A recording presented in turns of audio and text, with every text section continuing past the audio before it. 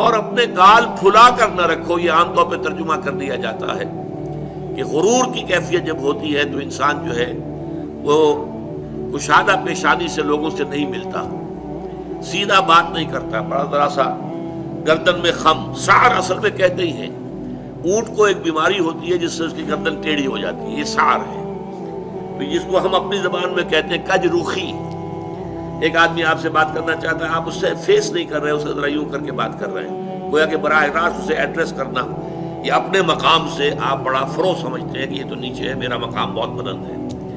اسی طرح یہ جو کج کولاہی ہوتی ہے، کولاہ جو ہے وہ ذرا ٹیڑھا ہو، ٹوپی جو ہے وہ ٹیڑھی ہو سر کے اوپر، تو یہ کج رخی اور کج کولاہی، یہ تمام چیزیں جو ہے یہ ولا تصعر خدک للناس۔ جب کسی انسان کو خیر کی توفیق مل جاتی ہے، بھلائی کی توفیق مل جاتی ہے، جب وہ فطرت کے راستے پر چل رہا ہے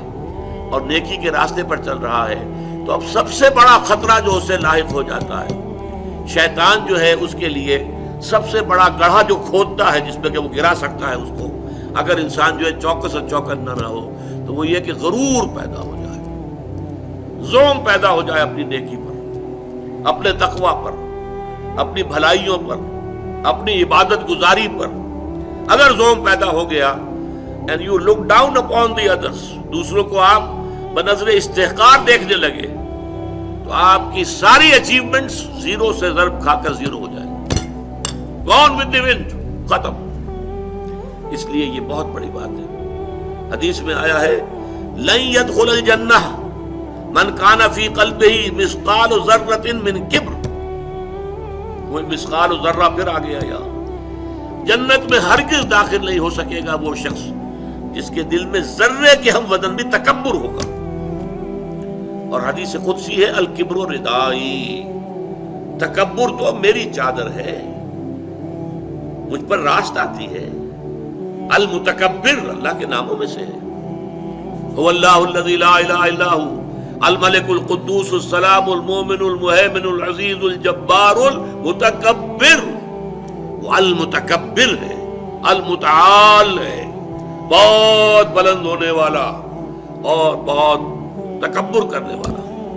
لیکن بندے کے لیے نہیں۔ بندے کے دل میں اگر تکبر آ گیا تو اس کی ساری نیکی، سارا تقوی زائل ہو جائے گا۔ ولا تصعر خدک للناس، تواضع ہونی چاہیے۔ شیخ سعدی نے بڑی خوبصورت اس کے لیے مثال دی ہے،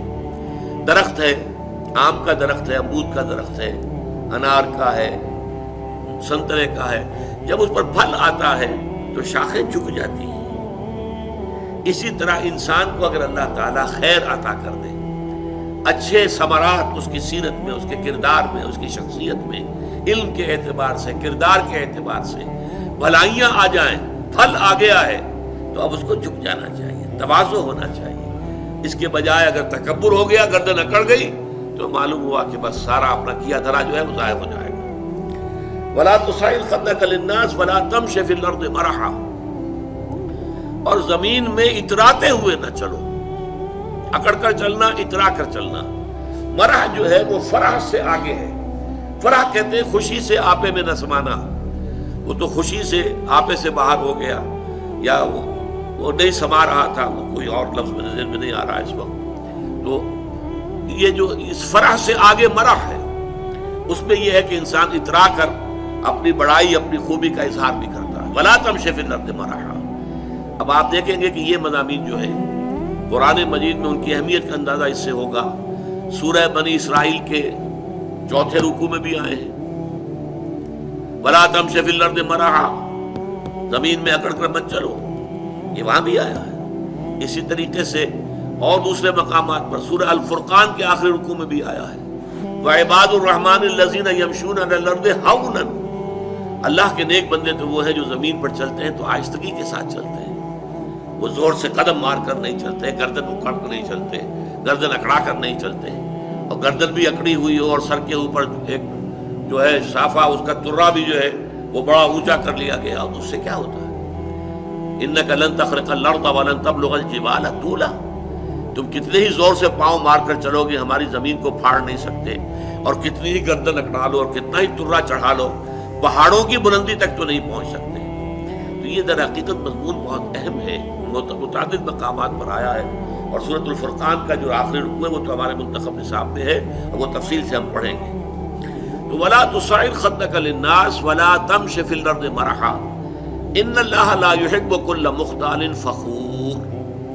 یقیناً اللہ تعالیٰ کو بالکل پسند نہیں ہے جو اکڑ کر چلنے والے ہیں اور شیخی خورے ہیں۔ مختال کا لفظ بڑا پیارا ہے، یہ خیل سے بنا ہے۔ خیل جو ہے اعلیٰ نسل کا گھوڑا، بہت اونچی جس کی پیڈگری ہو، اگر آپ اس کی چال دیکھیں گے اس کی چال میں ایک تمکنت ہوتی ہے۔ جب انسان اپنی چال میں یہی تمکنت اختیار کرتا ہے تو یہ اختیال ہے، گویا کہ خیل کا سا انداز اختیار کرنا اپنے چلنے میں، خیل سے باب افتعال بنا اختیال، تو اللہ تعالیٰ کو بالکل پسند نہیں ہے۔ کل مختال فخور، فخر کرنے والے، اپنی نیکیوں پر، اپنی دولت پر بھی فخر ہوتا ہے، لیکن اپنی نیکی پر بھی ہوتا ہے، اپنے علم پر بھی ہوتا ہے، اللہ بچائے، اپنی عبادت پر بھی ہوتا ہے، اللہ تعالیٰ اس سے اپنے حفظ و امان میں رکھے۔